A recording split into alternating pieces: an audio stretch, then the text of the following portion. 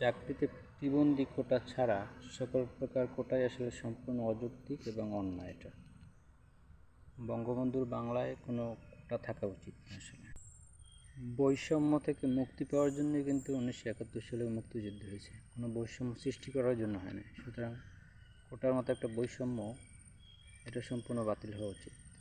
মুক্তিযোদ্ধারা দেশ স্বাধীন করছে, তারা অবশ্যই সম্মানিত, তাদের ভাতা কিংবা সুবিধা আরও বাড়ানো হোক, এই বিষয়ে আমার মনে হয় যে কারো আপত্তি থাকার কথা না এবং নেই।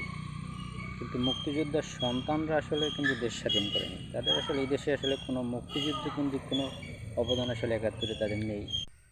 যারা মুক্তিযুদ্ধের পূর্বে জন্মগ্রহণ করছে কিংবা মুক্তিযুদ্ধের সময় জন্মগ্রহণ করছে, মুক্তিযুদ্ধ সাফার করছে ফ্যামিলির সাথে, তাদের কিন্তু কেউই চাকরির বয়স নাই।